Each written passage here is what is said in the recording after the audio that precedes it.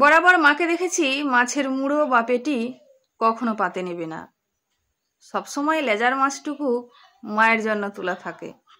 বড় হওয়ার পর একদিন জিজ্ঞেস করেছিলাম, আচ্ছা মা, তুমি সবসময় লেজার মাছটা খাও কেন? কখনো কখনো মুড়োও তো খেতে পারো। বাবা সেটা শুনে মুখ টিপে হেসে বলেছিল, তোর দিদা তো তোর মাকে শুধু লেজার মাছ খাইয়েছে, তাই তোর মা লেজা ছাড়া অন্য মাছের স্বাদ বোঝে না।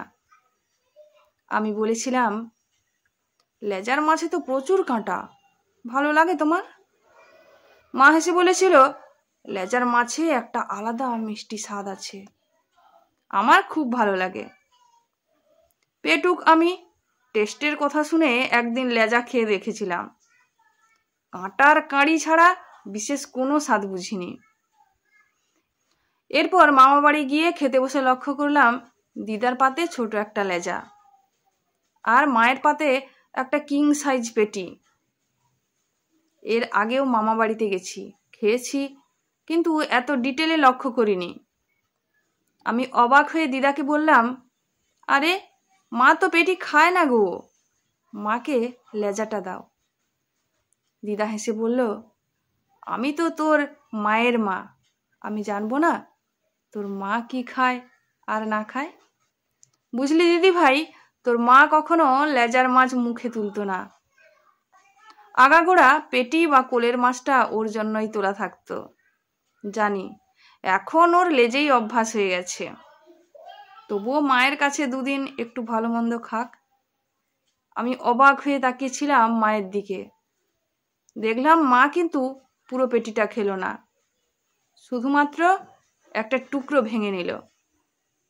পরে মাকে অনেক চেষ্টা করেছি মুড়ো বা পেটি খাওয়াতে, কিন্তু নিজের মানুষটার উপর নাকি সংসারের উপর প্রবল অভিমানে জানি না, মা ওই এক টুকরো লেজা নিয়েই সন্তুষ্ট থাকতো।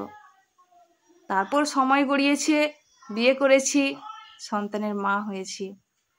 হঠাৎ একদিন খেয়াল হলো কিভাবে আমিও যেন সবাইকে খেতে দেওয়ার পর মাছের লেজাটা নিতে অভ্যস্ত হয়ে পড়েছি। কতদিন হলো আমিও পাত সাজিয়ে খেতে বসি না, ভালো মন্দ রান্না হলে প্লেট ভর্তি করে নয়, বরং ছোট্ট একটা বাটি করে নিয়ে চোখে দেখতেই অভ্যস্ত হয়ে গেছি। না, জোর করে নয়, বাধ্য হয়েও নয়। সবাইকে দেওয়ার পর শেষে যেটুকু থাকে সেটুকু নয় কবে যেন নিয়ম হয়ে গেছে। আচ্ছা, মেয়ে থেকে স্ত্রী, বৌমা, মা পোস্টে উত্তীর্ণ হওয়ার পর কি মেয়েদের জিভের স্বাদকরকগুলো ইনঅ্যাক্টিভ হয়ে যায়?